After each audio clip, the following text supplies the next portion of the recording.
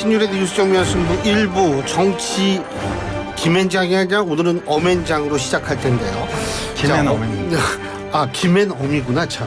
발음이 좀 어렵네요. 이거 우리 프로그램의 올라운드 플레이어시죠.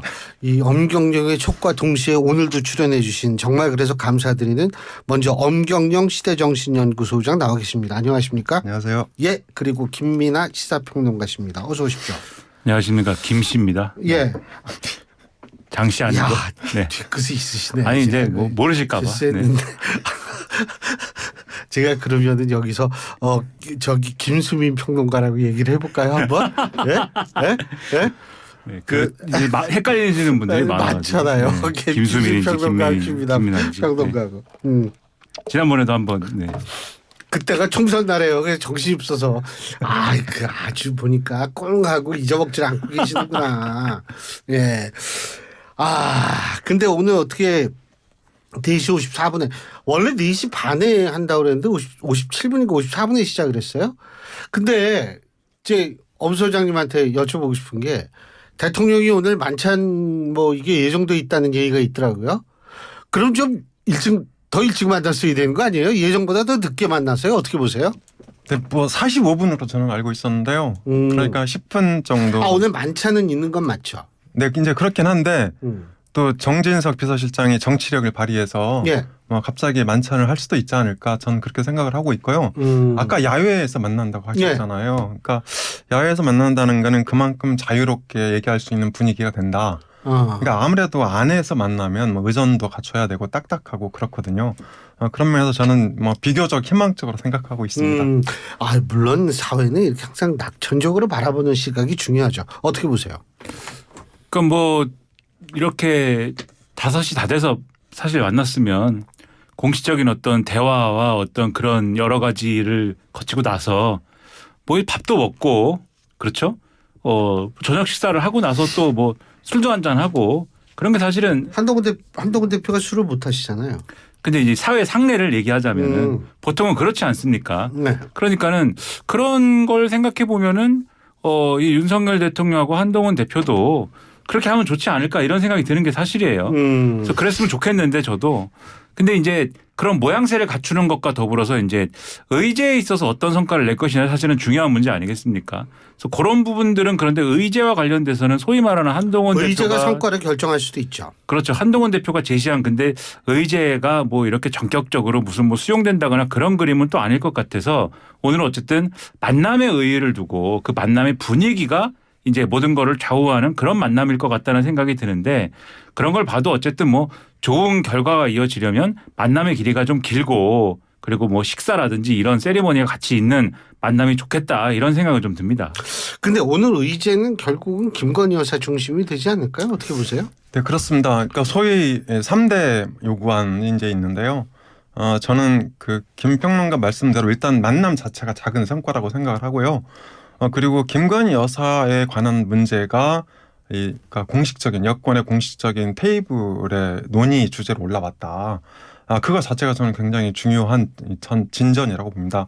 왜냐하면 이제 과거 그 대통령들 보면 임기 중반에 영부인에 관한 그런 문제를 갖고 이 용산 대통령실에서 과거는 청와대죠.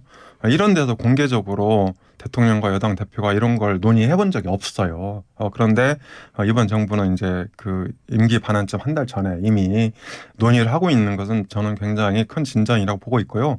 그리고 이제 하나 더 짚는다면 당의 위상이 과거에 비해서 상대적으로 많이 올라갔다.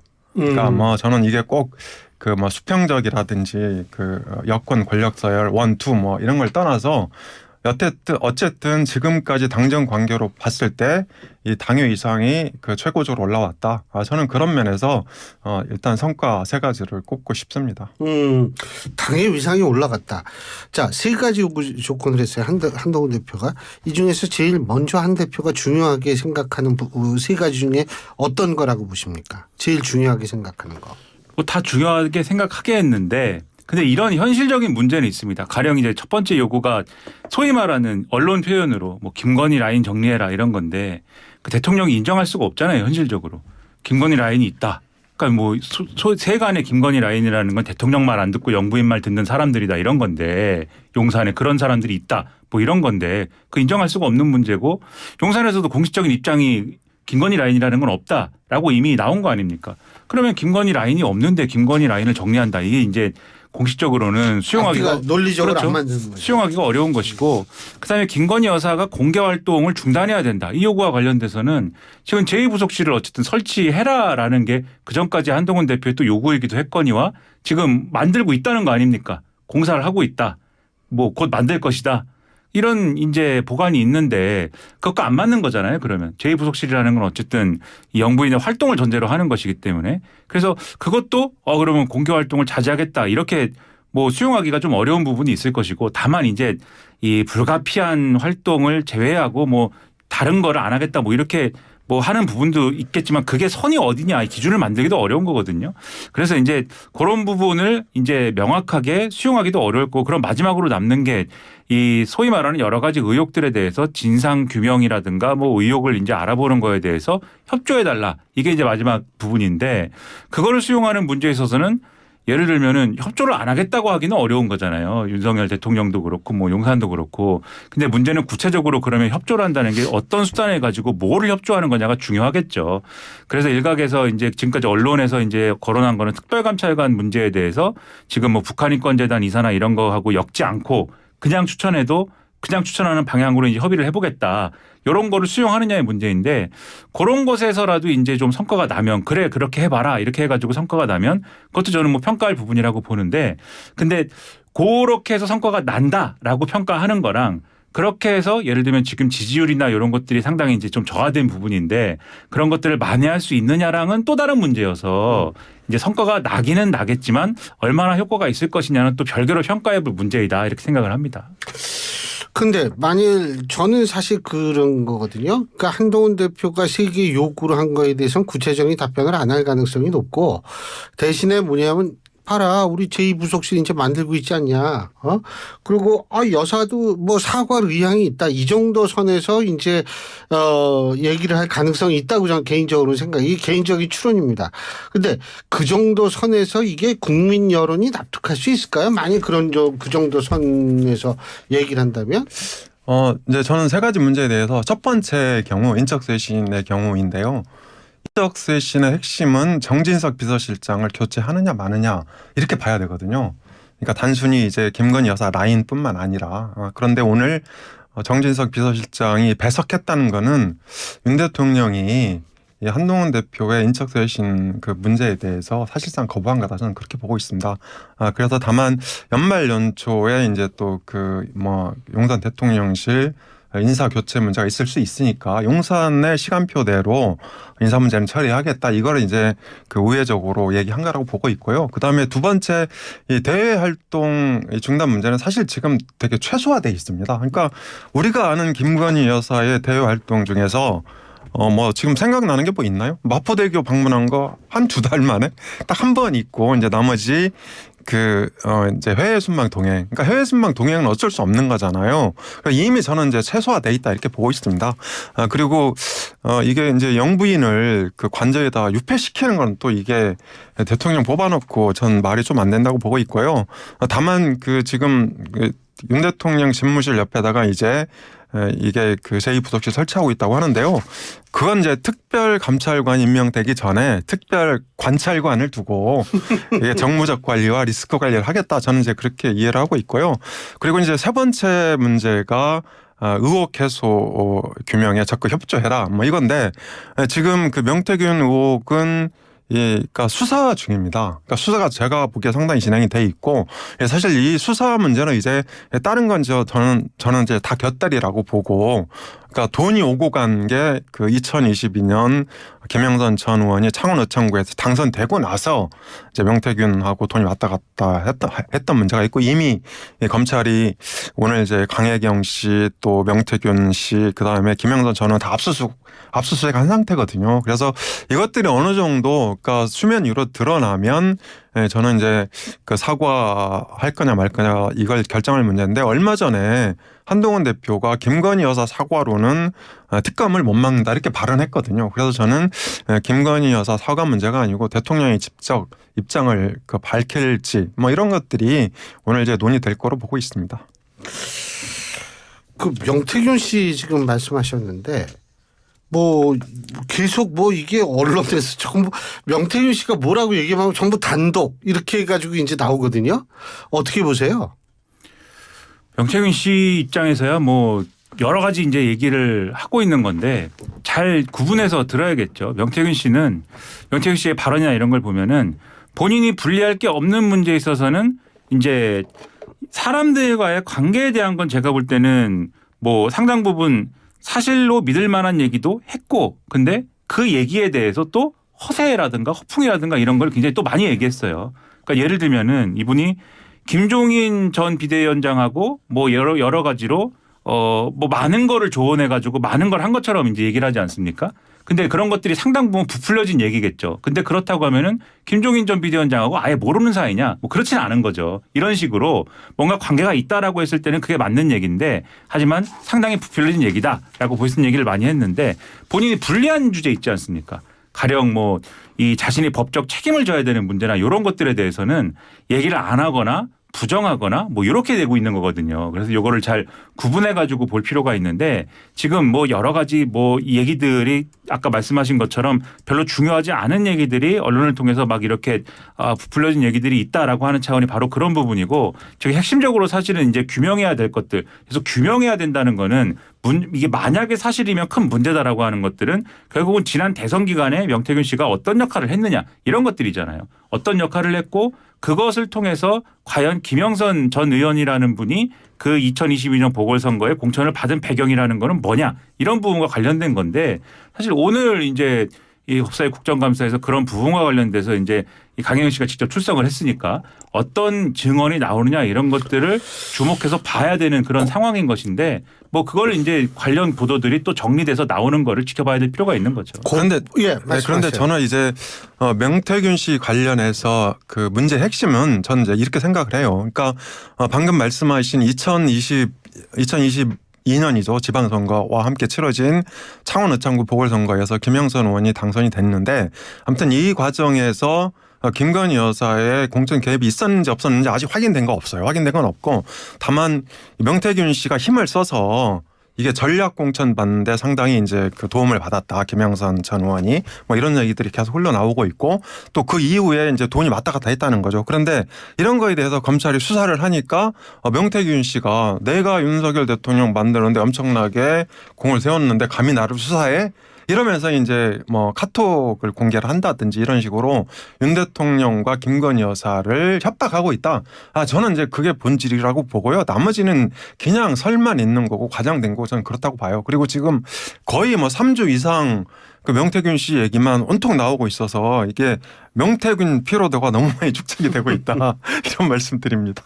네, 그 명태균 피로도가 높은 게 사실인데 지금 보도된 게 다 명태균 씨 발이면 그렇게 말씀하실 수도 있어요. 근데 명태균 씨의 측근이었다가 그리고 김영선 의원실의 회계 책임자로 있었다가 사이가 틀어진 강혜경 씨가 지금 나와가지고 증언하는 부분이 있는 거잖아요. 그래서 그 부분과 관련돼서 이제 보도가 나오는 것을 보셔야 되고 그리고 오늘 나와서 증언하는 거를 그래서 이제 볼 필요가 있다고 말씀을 드리는 게 그분은 지금 이해관계가 명태균 씨하고 지금 서로 반대기 때문에 지금 싸우고 있는 거지 않습니까? 법적인 다툼이나 이런 것들이 있는 거지 않습니까? 그래서 그 부분을 참고할 필요가 있다는 말씀드리고 그분이 주장을 하는 게 명태균 씨가 지금 이제 말씀하신 윤석열 대통령과 김건희 여사를 협박하고 있다 이렇게 말씀드렸는데 그 협박을 하고 있는 행위에 이제 실체가 있느냐가 중요한 거지 않습니까? 근데 실체가 일부 있을 수도 있다는 부분을 지금 주장을 하고 있는 거여서 그 주장은 검증해 봐야 될 주장인 것이죠. 그렇죠. 그러니까 그거는 볼 필요가 있다 이렇게 말씀드립니다. 저도 이제 검증이 필요하다고 보는데요. 그러니까 강혜경 씨 녹취록이 4,000개나 된다고 하는데 이 강혜경 씨가 일부러 녹취하려고 했던 것이 아니고 이 핸드폰을 이제 녹취할 수 있게 자동으로 설정을 해놓은 거죠. 그래서 그게 다 지금 터져 나오고 있는데 문제는 이제 강혜경 씨의 녹취록이 명태균 씨한테 얘기를 들었다는 거잖아요. 그래서 얘기를 전에 들은 거하고 본인의 어떤 그 팩트하고는 저는 상당히 다를 수도 있다 이렇게 보고 있습니다. 그러니까 검증을 해야 되는 거고 지금 명태균 씨가 강혜경 씨의 핸드폰에 녹음될 때 한 말은 윤석열 대통령이나 김건희 여사를 협박하고 싶다라는 마음을 가진 그러니까 검찰 수사 이후에 펼쳐진 그 상황하고는 또 다른 거지 않습니까? 별도의 별도의 의도를 가진 상황에서 이제 얘기한 것이기 때문에 이거는 맥락이 다를 수 있기 때문에 그래서 검증이 필요하다고 별도의 검증이 필요하다고 말씀드리는 거예요. 그러니까 이제 제가 협박했다라고 할 수 있는 그 맥락하고는 다를 수 있다. 아니요, 그러니까 제가 협박했다고 하는 거는 명태균 씨하고 김건희 여사하고 왔다 갔다 한 카톡을 얼마 전에 공개했잖아요. 그러니까 그래서 이제 뭐 전국이 그 대한민국이 오빠 민국이 돼버렸고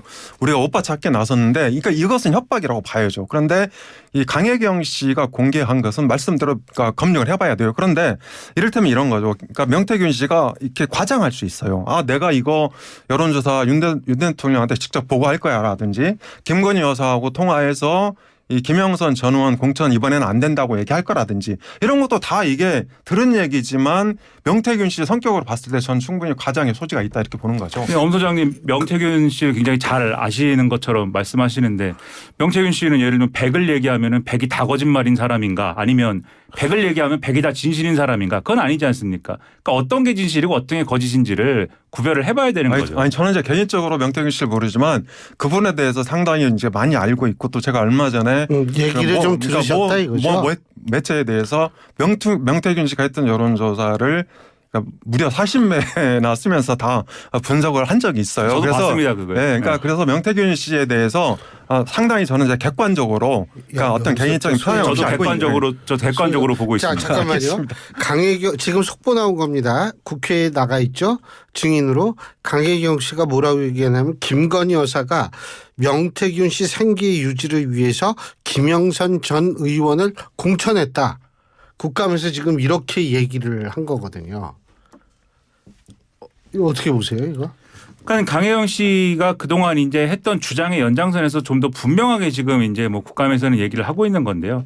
그러니까 강혜경 씨의 어쨌든 지금 이제 주장이지 않습니까? 그러니까 국정감사에서 증인으로서 이러한 발언을 한 것이기 때문에 그렇다면 국정감사장에서 한 발언에 대해서 이것이 사실인지를 이제 검증을 해봐야 되는 것이고 그리고 검증이라는 게 당연히 국정감사에서 뭐 국회의원들이 할 수도 있는 것이지만 한계가 있지 않겠습니까? 당연히 이런 발언이 나왔다라고 그러면은 검찰 수사나 이런 걸 통해서 이제 이게 사실인지 여부를 가리고 이런 것들이 진행이 돼야 되는 건데 사실 검찰이 이거 이 김영선 당시 의원의 정치자금법 위반 수사나 이런 거는 지난해 12월부터 사실 시작을 한 거거든요.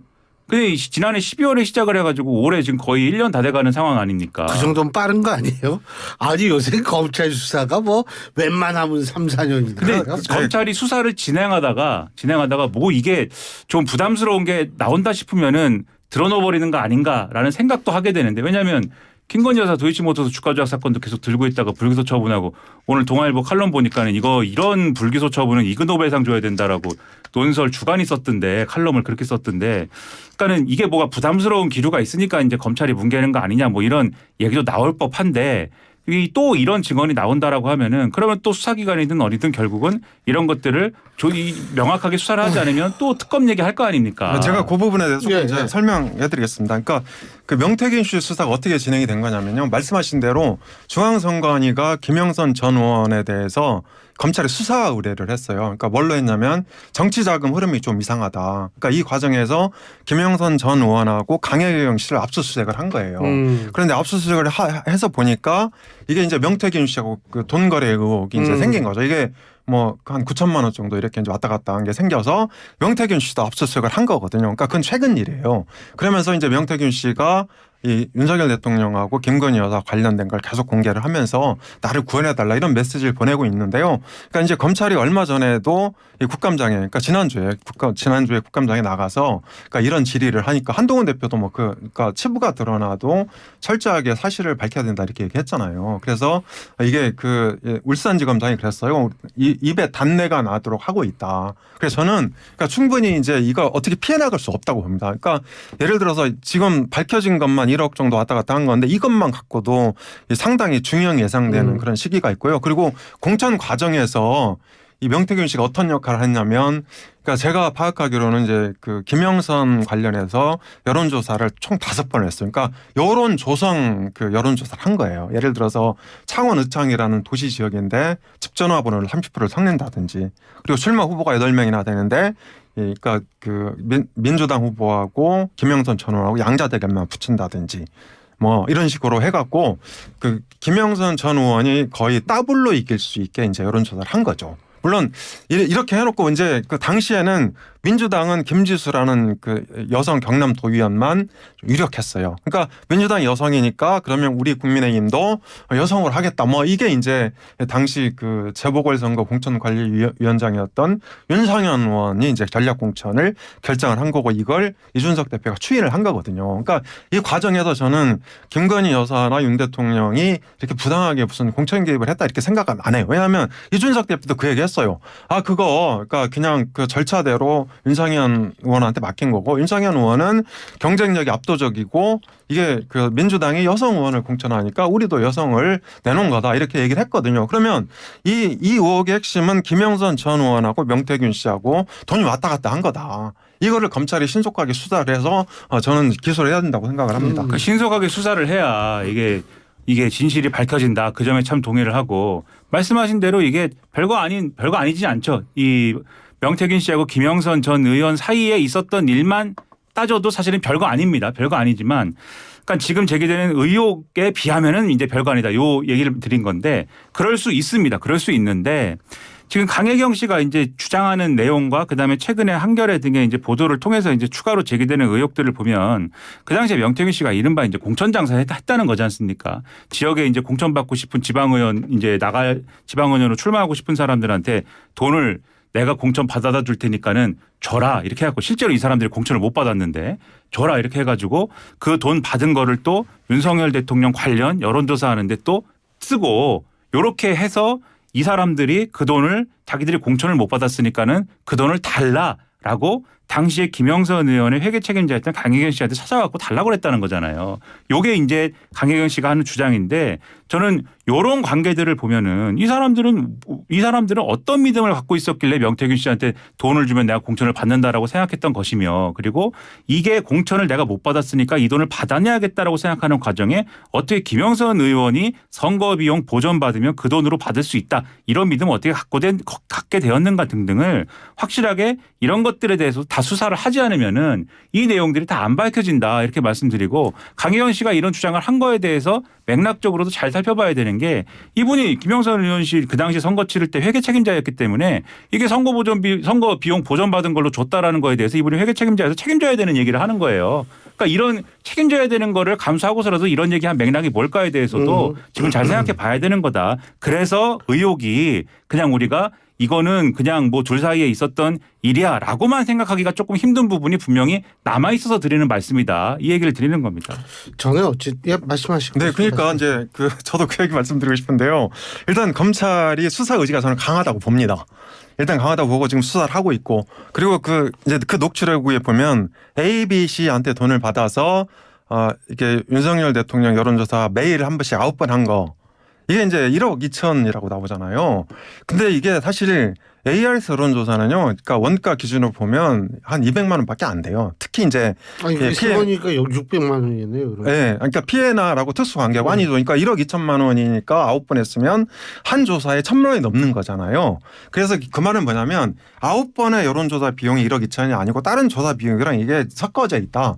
저는 이제 그렇게 이해를 하고 있고요. 그리고 그 명태균 씨가 이게 브로커 내지 약간 그 사기성이 농후하다는 게 뭐냐면 ABC한테 공천 주겠다고 하고 돈을 받았잖아요. 그 두 명한테. 근데 ABC 전부 다 공천을 못 받았잖아요. 그러니까 예를 들어서 공천이 이제 이루어진 사람은 김영선 전 의원밖에 없고 나머지 3명은 그러니까 사기를 친 거거든요. 그래서 명태균 씨 말을 액면 그대로 믿으면 안 된다. 저는 그렇게 생각을 하는데 그러니까 진보 성향의 언론이 명태균 씨가 얘기하고 강혜경 씨가 얘기하면 그게 뭐 팩트인 양 다 막 때렸습니다. 그러니까 우리나라 언론의 한 3분의 2가 액면 그대로 다 검증도 안 하고 쓰고 있단 말이에요. 심히 이걸 우리는 어떻게 봐야 되느냐. 전 그래서 명태균 필요하다고 제가 말씀드린 거예요. 알겠습니다. 어쨌든 제가 볼 때 지금 두 분에서 말씀하신 거는 지금 전부 의혹 수준이지 이게 밝혀진 게 아니고요. 이런 것들을 이제 검찰이 잘 수사를 해야 된다. 이렇게 우리 청취자 여러분들이 이제 생각해 주시면 될 것 같고 제가 그래가지고 이 여론조사 이제 후보 추천한다 하지 말고 프라이머리로 가야 돼요. 우리나라도 오픈 프라이머리. 지하철에 이게 뭐야 기표서 세워두고 그냥 투표하고 선관위가 관리하게 하면 아유 이런 우리 얘기 우리가 할 필요가 없게 되겠죠. 오늘 두 분 말씀은 시간이 벌써 후딱 가서 여기까지만 듣겠습니다. 고맙습니다. 고맙습니다. 감사합니다. 예, 지금까지 엄경영 시대정신연구소장 김민아 시사평론가 두 분과 함께했습니다. 경동나비의 모델 마동석입니다. 부모님 선물